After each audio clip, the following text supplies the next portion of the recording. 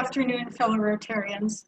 I'm Ruth Shelley, President of the Rotary Club of Portland. Welcome to our live weekly membership meeting. Every week, our society faces the increasing interconnected challenges of a global pandemic, a faltering economy, and the fight for racial justice. But as our banner says, Rotary opens opportunities to finding solutions for these challenges by going through the doors of healing, recovery, and peace building. Today, we focus on door number 2, recovery, as our speaker explores energy use in our country through the lens of economic and environmental sustainability. To begin our meeting, let's welcome past President Rotarian Al Jubitz for our reflection. Al? Thank you, Ruth. We are living a pandemic with plenty of time to observe, think, fear for the future, and assist those that are struggling. We also have time to be inspired by the possibilities and opportunities that lie ahead. For me, I see the natural world commanding respect, whether through floods, fires, storms, or now disease. I see the human world fighting for rights, whether in Hong Kong or in downtowns across the globe, and not just the rights of those protesting, but for the rights of all. I see institutions of civilization challenged to better serve as people fight racism and injustice. With all this turmoil, I am in awe of the tools we are using to help us through these times. Communication tools like Zoom and Skype that have allowed more gatherings to do more business, to share more news and more laughs than ever before. I'm amazed that scientists around the world are creating a vaccine at speeds never seen before. And never seen before because of their knowledge and practice in labs we don't even know exist. I marvel at the blueness of the skies over Portland that remind us of the beauty of nature and remind us that we must step up the pace of transitioning from fossil fuels to energy offered to us by Mother Nature. I am also thinking I don't need to run around as much as I used to.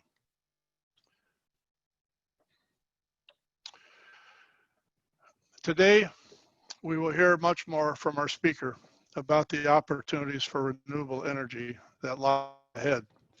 People everywhere, it seems, are demanding truth and fairness, and in so doing are expressing goodwill by imagining a civilization that benefits everyone. More than ever, it seems, the world is living the four-way test. Historians remind us that pandemics offer some of the most creative times in human history. Rotary International, for example, just announced the creation of our 7th area of focus, supporting the environment. What will we create? Let us, each of us, take this time to reimagine our relationship to each other and to nature. Thank you. Thank you, Al, for those inspiring words. And if any of you would like to give a reflection at a future meeting, please don't hesitate to reach out to Siobhan or Corinne and let us know. Now, I've been scanning my screen for new faces, and I want to welcome any virtual guests. Please introduce yourself by typing your name into the chat box, and thank you for joining us. And in case you haven't noticed, it's July. I'd like to extend a happy anniversary to everyone who joined Rotary Club in July. We're going to alternate each week honoring birthdays and Rotary anniversaries for the month. Please note the names of these anniversary members and reach out to one of them with a call or an email, since in-person celebrations continue to be limited. It's a small way for us to stay connected. And look at those 40 plus years, 20 to 30 years. My goodness, we have such longevity in this club. And we welcome all of our younger members as well. Thank you. Now we're going to enter into a virtual table talk. In a few moments, all of us will disappear from here and then reappear in a virtual room with just a few other Rotarians.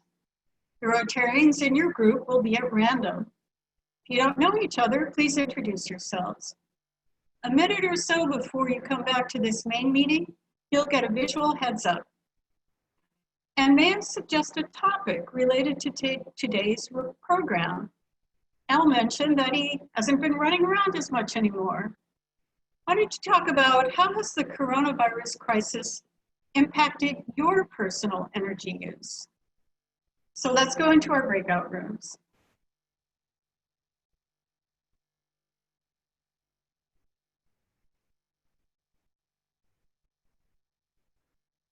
Welcome back, everyone. I hope you had a good chat at your table topic talk. And if you have any feedback, you can add that to the chat or reach out to us after the meeting today. I think everyone has returned, and so now we'd like to welcome President-elect nominee Maria Schell to suggest how you can engage with leadership roles here at Rotary Club of Portland. Maria? Thank you so much, Ruth, and good afternoon, everyone. I have the great honor of sharing with you a little bit about maybe demystifying what it looks like to become a part of the leadership team and hold leadership roles here within the Rotary Club of Portland. And so I thought, since I'm the newest member, they gave me the task. This is what happens when you're last in. You get the first opportunity to share. But most importantly, I want to start by saying information on how to get into a leadership role is actually written out really beautifully on our website. So if you ever are wondering what is it that she said on the 14th of July, it's beautifully always going to be there for you on the website. But I thought I would start by small to large. The role that Ruth is now stepping into is the largest they get. So I don't advocate for aiming for that from day one. So start small. And my first recommendation is to look into the committees that you're serving and talk to the person who's currently serving as the chair and ask if you can support them. Ask if you could take a role and maybe take it off their plate next year. I could say, as somebody who's served in a committee chair role, I would have loved to have somebody ask me if they could take over my role in a previous year. And so know that that is always an opportunity for first level leadership, is to get into a committee chair role. But secondly, there are two opportunities, both for the Rotary Club, one for the Rotary Charitable Trust, and then one for the Rotary Club. And both of those have leadership teams separately. And the requirement to be a part of the leadership team is, first, you need to be on the board. So you are able to serve in a leadership role after spending some time on the board. And the best way, I'll say this a couple times, that the best way for us to know you have an interest to serve on either the club board, which manages our operations and membership, or being on the board that deals with our philanthropic endeavors, is to let us know. So the president-elect and the current president of each club board and the trust board are the ones who are constantly looking for who might be interested. So please do reach out, and those pictures and people who are on each of those boards are also on our website. But both Gary and Ruth are right there and ready and willing to listen and hear from you if you have an interest to serve. Both of those service opportunities have both monthly and quarterly opportunities for engagement, and is a really great way to step in to playing in those leadership roles. Once you serve on the club board and on the trust board separately, you're able to look into being on the club leadership track or the trust leadership track. And those are multi-year commitments I wanted to share. Many people wonder, how do we have such great transitions and seamless transitions? It's because when you step up into the role, I can't even remember the name, Ruth, I have president-elect nominee. It's got a lot of words connected. I serve this role, which will help oversee our membership strategy. And then the next year you serve in the vice president role. Your third year you serve as Ruth is, as your club president, and you serve for a fourth year as past president. And I'm a part of a lot of organizations that do not have this type of wonderful leadership transition and structure. So it really helps us to be able to have great continuity. And I think it's what's helped us look so wonderful for 100+ years. So my final statement would be, if you do have interest in coming into a leadership role, either on the trust board or the club board, I'm always available to talk about my experience, both on the trust and now serving in the club capacity. And I know Ruth, Gary, Reed, Kate, Maggie. All of us are here to help you as well. So please do reach out and learn, as I did. If you say you're interested, they don't forget. They will always come find you, and we would love to be able to have you serve in those capacities. So thank you so much, Ruth, for a chance to talk about that.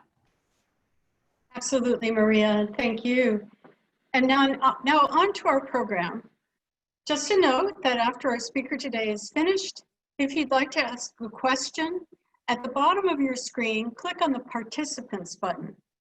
On the top of that list of participants, you'll see your name, and you can click on the hand icon to raise your hand.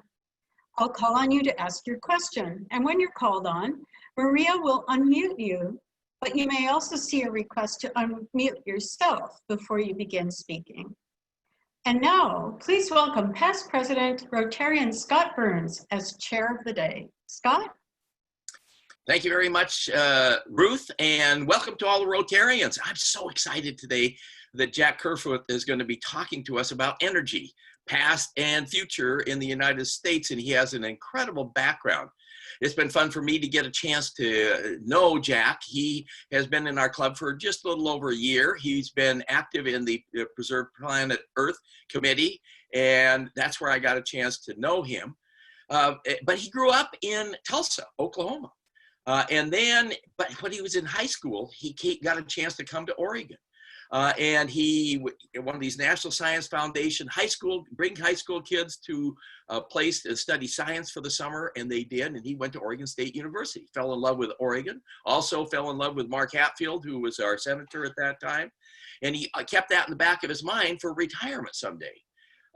He went back to Tulsa, and then the Vietnam War was going on. He served in the 101st Airborne Division in Vietnam there, and then he went back home after he was done with Vietnam. He went to the University of Oklahoma, became a geophysicist. That's a geologist who specializes in physics, and especially oil and gas exploration. And he had a career of 40 years going all over the world, working in this particular area of energy. He has lived in places like Australia, England, Oman, Canada, Malaysia, Turkey, and many other countries during that period of time.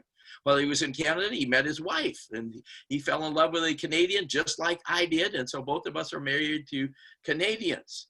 And then when he retired in 2011, he said, hey, let's retire. Where do we want to go back to the United States? And they chose Portland. Now, he got lured away for a couple of years to go to Oman, but he came actually, and then has joined our club. It's interesting, he ran for city council this year. He was one of those 18 people that ran for Nick Fish's position. I would have voted for him. He had great advertisements in the Oregonian every week, but I don't live in Portland, couldn't vote for him. He didn't win. He didn't get into the finals, but I thought he had a really, really good campaign. He's got a great background, and so with that, I would like to introduce to you Jack Kerfoot, who is going to be talking to us about fueling America, insiders' perspective. Jack, all yours. All right, let's see if I can get this moving on share. Here we go. All right. So I've decided to call this Fueling America, Past, Present, and Future. This is an Energy Information Agency slide, which is a subset of the Department of Energy. It actually shows the entire US total energy consumption from 1776 to 2015. The left column scale is quadrillion British thermal units. So it shows the consumption of individual fuels like biomass, and in the 1800s, that meant firewood, wood. It also meant things like peat. Then we see the development of coal, which is in black, petroleum, brown, natural gas, nuclear, relatively stable the last few years. We look at hydro in blue and other renewables that are in green. We can see that our energy systems have been changing dramatically since the beginning of time. The first one I'll point out is the world's first commercial oil well was in Titusville, Pennsylvania. No science involved here. Colonel Drake simply found oil seeping up into the streams in Pennsylvania and drilled on a high spot. And he drilled by basically dropping a heavy weight on the ground, breaking it up, and then scooping it out, and discovered oil at a depth of about 84 feet. The next key milestone is discovery of cheap oil distillate, kerosene. Standard Oil Company develops a new way to create oil which can be used for heating lamps. It was a higher light intensity, so a better quality oil or product, and it was significantly cheaper. And with all seriousness, when I say this, Standard Oil saved the whales. By that I mean, at the rate the world was harvesting whales or capturing whales and killing whales, several species of whales would have been completely extinct within just a few decades. Next major milestone is wood passes biomass, or excuse me, coal passes biomass. And that's really the start of our industrial revolution in the United States around 1890. Next, America leads the world in oil production. In the 1930s and 1940s, the United States was the oil pack of the world. We produced more and exported more oil than any other country. However, in 1950, oil passes coal as America's leading source of fuel. And at the same time, we became a net importer of oil because of the automobile. So in a period of only 9 years, we go from the leading exporter of oil to a net importer of oil. Next major milestone, 1973 Yom Kippur War. Israel is attacked by Egypt and Syria. The United States offers humanitarian aid, and there is an embargo on oil imports at that time. That resulted in long lines for the gas stations, for those of us that are old enough to remember that, and also exceptionally high interest rates. So let's take a look at individual fossil fuels, starting with coal. This map actually shows the major producers of coal in the world. Number one is China. By far, this is in tons. China is the largest producer of coal even today, and almost all of that coal is consumed internally. Next is the United States, and as you can see, there starts to be a decline, and that decline has continued to drop. There is significant coal reserves in the United States. Coal in the United States is used for either export or for internal consumption, primarily for utilities. But the demand for coal in the US and overseas in Europe, where we export it, has been declining. Next, India. Again, what we're seeing in India is a major industrial revolution, and almost all of that coal is used internally. Finally, Australia and Indonesia. In the case of Indonesia, it is mostly an export. In the case of Australia, some is used for power generation, but most of it is an export. So the 4 grades of coal, it's important to recognize that coal grades are based on the carbon content. The higher the content, the higher the power, the higher the heat generation. And it's also important to recognize that anthracite is virtually mined out. No fossil fuel is renewable. There is a finite amount of it in the world. Cost for coal, obviously the highest quality is almost $100 a ton. Subbituminous and lignite, which are used for power generation, is by far the cheapest. But now we put on transportation by rail, and all of a sudden it becomes very expensive. And because of that, coal is still cheaper than nuclear power and oil. Some states like Hawaii still use fuel oil and diesel to power their electrical generators for power of their electrical grid. However, wind, solar, hydro, and natural gas are significantly cheaper than coal. And finally, coal power plants generate 30 to 40% more greenhouse gas emissions than natural gas, which is a very negative factor relative to climate change. And coal demand, as a result, has been steadily or rapidly declining in the United States and in Canada and also in Europe. All right, let's take a look at oil and natural gas. Let's start in 1972. The 10 top oil producers in the world were the private sector, the major oil companies, Exxon, British Petroleum, Shell, and 7% of the oil from the top 10 oil producers were from national oil companies. National oil companies are formed for one of two reasons. Either they are a major exporter And the country wants the national oil company, effectively the government, to oversee and manage the optimization of these valuable resources, or they are short of resources like Japan, Korea, and Taiwan, and their goal is to secure long-term energy supplies. However, 25 years later, the world has started to change. 78% of the top 10 producers are national oil companies, 22% are majors. The individual players, in 1972, Exxon, BP, Shell, Texaco, Chevron, Gulf, only 2 from Russia and from Algeria were in the top 10 list. Go forward to 2006, the world is very different.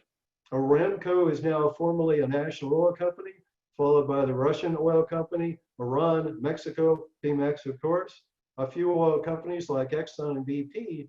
But over the 25 years, even though Exxon had acquired Mobil, their net production is still less than just Exxon's was in 1972.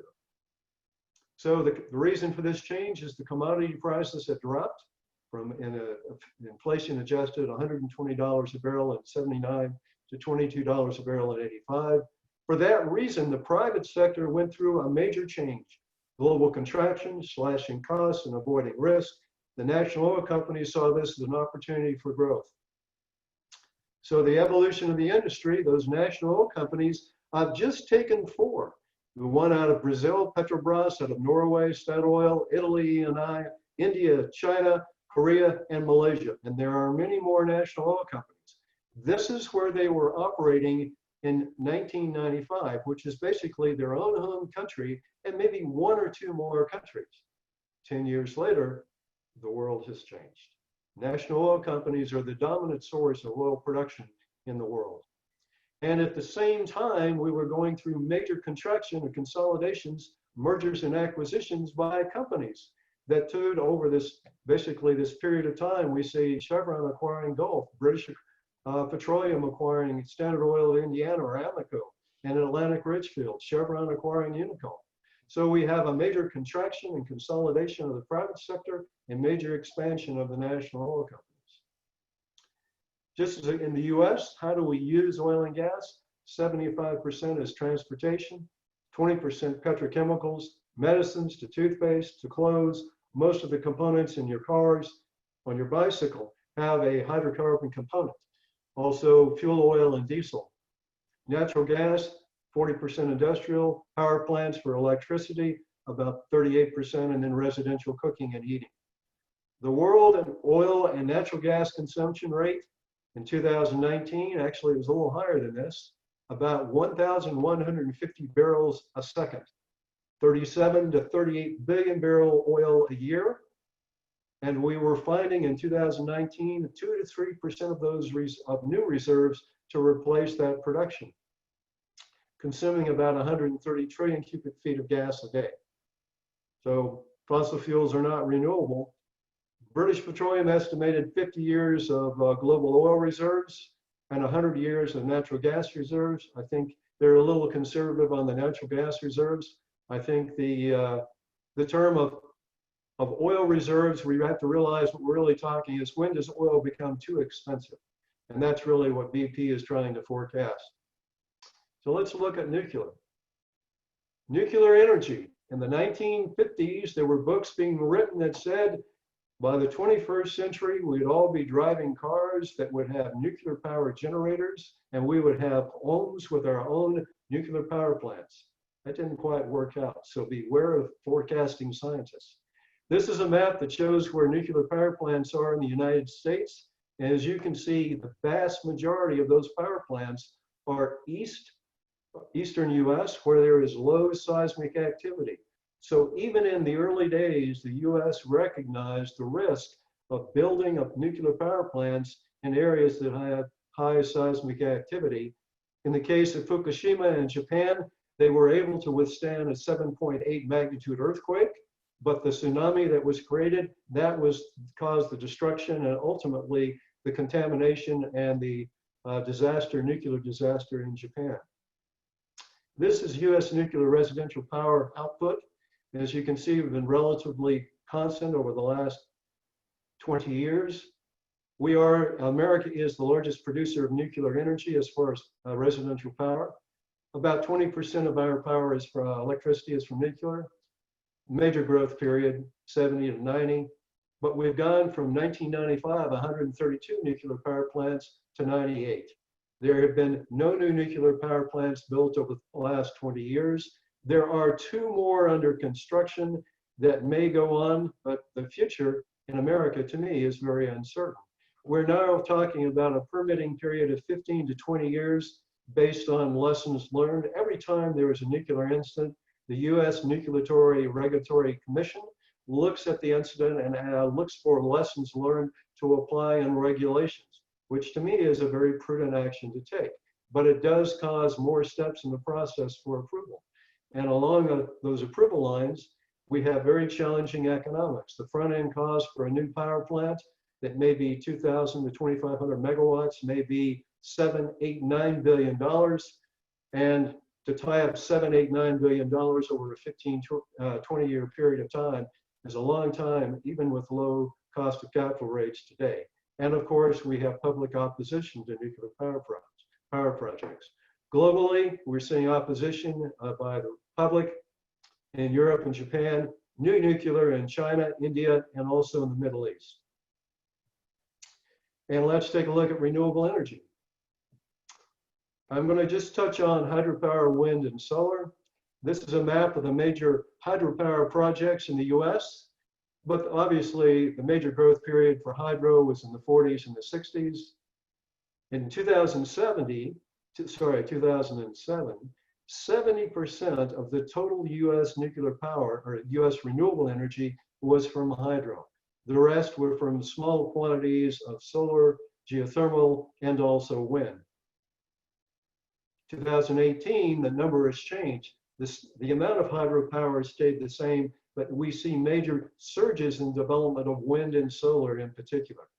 There is public opposition to new hydro. I think the future for hydro is going to be energy storage. It is still the primary source of power storage, even more so than batteries. And I expect we'll see upgrades in power capacity simply by upgrades of new power plants. Wind, the top map, top left-hand corner on the screen of my map, the dark blue shows wind areas with the strongest winds. So, and the map below that shows the major concentration of where the wind turbines are. So in the areas in the Great Plains states, we should expect to see a large number of wind turbines, which we do. But we also have to recognize the dark blue areas offshore off the East Coast, and the darkest area where the strongest winds are in the entire United States are Northern California and Oregon. Now, wind speed is important. The difference between power capacity output from a 14-mile-an-hour wind and a 16-mile-an-hour wind is 2 times. So strong wind, consistent winds is what you want. The winds are always stronger and more consistent offshore than they are onshore. So a 400% growth over a 10-year period of time, 42% of our total renewable energy capacity in 2018 is from wind. 53% of the wind power sales are to non-utilities. There's no peak power charge, fixed price. And who are the buyers? They are Walmart, they are Microsoft, they're General Motors, they are Ford, they are Macy's, they are Starbucks. These are major companies that are buying long-term power purchase agreements for clean, green energy because of economics and also the environment. But economics is basically significantly cheaper than a blend of energy that they're going to get from a utility. Top 10 producing states by wind capacity: Texas, Iowa, Oklahoma, Kansas, and California. Oregon's not on the list. And strong growth forecast. Now this is important. 23% of the total US energy was generated from renewables in 2020. Major offshore projects along the East Coast from Maine to North Carolina are underway right now. The Department of Energy, which historically has been very conservative in their forecast of renewable energy, estimates that by 2030, 10 years, 30% of our total total energy for utilities will be generated by wind. 20% in 10 years. And DOE estimates say that could be as much as 50% by 2050. Solar, this is a radiant heat map. So red means hotter and more consistent. Solar power generation, dramatic, 4,800% growth. It's 13% of our power generation. Typically, the power output for solar tends to be less for solar than it is wind. Top states, California, which has long been a strong advocate for solar. The other driving factor is they have the fourth highest cost of electrical power in the United States. So it is an incentive for people to have solar on their homes in environmentally good reasons as well. I would like to point out that North Carolina, because of the state regulations that have allowed utilities to come in and develop solar projects, is second on the list. And if we look at North Carolina and look at the heat index and compare that to Oregon, one has to ask, why not Oregon? But we're not on the list. All right, let's look at cost, electricity cost. This is Lazard Bank, a 2015 study, a levelized cost of energy. What do they mean by that? They say, okay, let's go out and build a solar park. Let's go out and build a wind farm. Let's go out and build a natural gas plant.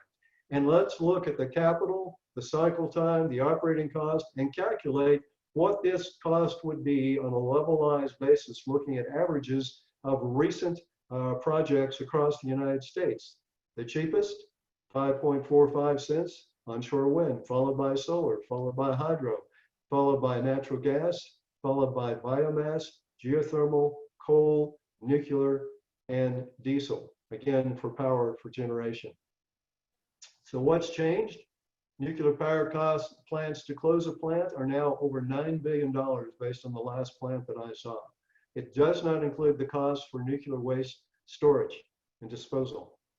Coal rail transport is almost doubled in the last 5 years.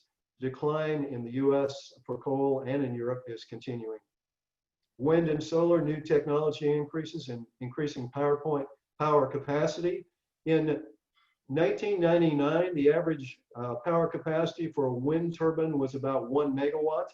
In 2018, the average power capacity for wind turbines in the US was 2.3, but now new wind turbines are coming out with wind capacity well over 10 and up to 14 megawatts. So we expect to see an increase in demand by the utilities for wind. This is actually the history of consumption of different fuels, coal, natural gas, nuclear, renewables, and petroleum out to 2017. US trends, we're seeing obviously coal demand is declining, and actually in 2019, renewables passed coal to 23%, and coal had dropped down to 22%. Increased demand for natural gas because of cost and has less greenhouse gas emissions than coal, and also renewable energy. Why? It's about, as they say, the Benjamins. So my conclusions are, even though I haven't talked about this directly, the US power grid is going through a massive transformation. We're going from these large major box power plants, nuclear, coal, which would generate 2,000, 3,000 megawatts individual power plants, to increasing in smaller distributed power plants. Now, the good news is that smaller distributed power plant means grid security. When one area goes down with power, that means another one can pick up and redistribute that power. So the grid security is actually increasing with the changes to renewable energy. Disadvantages of fossil fuels, CO2 emissions. Again, I've lived in Southeast Asia and traveled extensively on business in China and India. And in many cities in China in November and December, I could extend my arm and I couldn't even see the end of my hand because smog, the pollution was so bad. Fossil fuels are not renewable, which means price volatility. America could be completely independent for energy and not reliant on any form of fossil fuel by moving to renewables. And power from all fossil fuels are more costly than renewables. Obviously, renewable energy pluses, clean, green, and sustainable. Wind, solar, and hydro are by far the cheapest form of power. Sometimes when I'm on radio and I discuss energy, I'm asked, how do you respond to someone who is a climate change advocate, who's absolutely convinced this is a bunch of scientific hooey that climate change is going to hurt the earth? And my response is not to argue with the science, but to simply ask them a question, do you like to save money? So as we make the move to renewable energy, I would encourage us all to expand the argument because there are multiple compelling reasons to move to renewable energy. Questions? Thank you, Jack. That presentation was just packed full of facts. And now, if you have a question for our speaker, please go to the participants list and raise your hand if you would like to ask a question.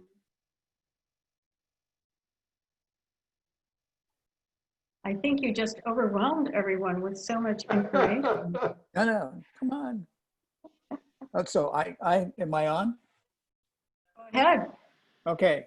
So the problem with renewables, both solar and wind, is how do you get power at night? And that's all about batteries. And so the cost, where are we in the battery technology, and how fast is it changing? Well, actually, the other thing that I didn't touch on simply because of time is the development of what they call the hybrid system, which is a combination of wind and solar. Obviously, there is more radiant heat during the day than there is at night. Believe it or not, there is some radiant energy from, particularly in the summer months or peak months during the year, that can be used for solar as well. As far as wind is concerned, wind typically does blow stronger at night than it does during the day. So a hybrid system is actually doesn't require much storage capacity from that standpoint as far as battery power. The battery power costs right now, when we looked at this, actually did include, when you saw the 5.4 cents, did include lithium ion batteries, but there are new batteries right now that are coming up that have more capacity and for longer charging from that standpoint. Also, as I mentioned earlier, when we talked about hydro, for states like Oregon and the Pacific Northwest that do have hydro, pumped storage is an efficient and very effective way to store energy when you actually need to reallocate power across the way. So it is not a cost impact, and it is not an operational impact. Thank you. Al, your question. Thank you, Ruth and Jack. Hydro, of course, we grew up with hydro here. The reservoirs, I understand, are now methane breeders. The methane that's going in these reservoirs comes over the spillway, and the methane counts are very, very high at spillways. Can you comment on that? And of course, all of these environmental costs, whether it's pollution or methane, are not factored into the cost of power, I don't think. So if you cover that as well, I'd appreciate it. Well, I can't really adjust to that. Obviously, with any power plant, you have to look at, monitor the performance as it goes. I remember many years ago when I was in university, I worked one summer for the geothermal plant that was in Northern California outside of Cloverdale. There they are drilling into igneous rock. Steam comes up from the fractures. They use the steam to turn the turbines. They re-inject the water. They started to see a change in the mineral content in the water, and they had to make adjustments. So I'm not familiar with the root cause of this. This may be, I am aware that obviously temperatures in the oceans and the rivers have increased as well. We talk about global warming, but we are seeing a discernible, measurable effect of the temperatures in the oceans themselves, and also obviously in the rivers. So the impact on that and the cause and effect, I simply don't know. And the cost of pollution is not factored into any of this, correct? If the cost of pollution was factored in, then the cost of coal would be probably triple. Because the issue with coal is also not just air pollution, it is also the issue that when you burn coal, you generate coal ash. In theory, the coal plants are supposed to store that ash in a secure area so it does not, for instance, rain or groundwater comes in and washes it away and it gets into the aquifer. Unfortunately, what they've documented now is over 30 active and closed power plants that have water contamination, aquifer contamination, that's traced back to the coal ash as well. The coal ash will contain mercury, lead, and also arsenic. So the toxins are very dangerous. Phil, do you have a question? Yes, Jack, what information do you have on the use of tide changes for generating power? Well, we typically, the bucket for that is usually called mechanical wave and tidal energy. The challenges have been, and this technology has been approached starting in the 70s, a significant amount of money, particularly by countries in Japan and Taiwan, the US as well. And there's major investment or research centers both in the United Kingdom and also in Oregon State. The US DOE just, I believe, awarded a grant to the Tidal Research Center at Oregon State for about $20 million. The biggest challenge historically in the past has been, the good news is tidal and wave energy is relentless. The bad news is it's relentless. The good news, it's relentless relative to a constant, steady form of power. The relentlessness means it also means it does break down and cause equipment to break down. The largest power tidal plant that I'm aware of is in South Korea. It's about a 254 megawatt tidal power plant. But because of the operating costs, the costs are very expensive. I believe close to 40-45 cents per kilowatt hour. Now, Vigor, the industry in Portland, developed a wave buoy that's currently being tested out in Hawaii. Each of these buoys it's a different type of design, basically to use the mechanical wave energy to generate. It was a 1 megawatt capacity wave buoy. And so in theory, that potential is there. But so far as technology is concerned and application, both in size and cost, wave, solar are much more advanced than cracking the scientific conundrum of wave and tidal, mechanical wave and tidal. Thank you. Let's squeeze in one last quick question from AJ. Hi there, Jack. Great presentation again. Thank you. Is the big reason why hydro is not continued to expand because of public displeasure with dams? Is there another problem besides that it's not popular? Well, again, sometimes when we talk about environmental, sometimes we have to bring all the environmental groups together and make sure we're on the same side. That's usually the biggest issue. The pushback is the dam destroys one ecosystem for another type of ecosystem from that standpoint. I believe we have 1,000 dams in Oregon, the last time I looked at this, that have a capacity elevation of over 100 feet, but only 23 of those have the potential or a real hydropower plant. So we could increase our hydro potential in the Pacific Northwest, but relatively small amounts compared to wind and solar and even geothermal. We're particularly rich in wind. We're rich in the eastern part of the US in solar, our eastern part of Oregon in solar, and we also have geothermal undeveloped potential as well. Our state could easily be well over 100% renewable energy today with current technology. Thank you, Thank Jack. you. And thank you all for joining us today. My goodness, we are so fortunate to have Rotarians like Jack with such a depth of knowledge, and we're delighted that you shared it with us. Thank you again. And let's thank all of our guests who joined us today. As we enter into a new Rotary week, please join me in opening the doors for healing, for recovery, and peace building. As Rotarians, we are here to make our world healthier, more sustainable, and with justice for all. And with that, this meeting is adjourned. Have a good week, everyone.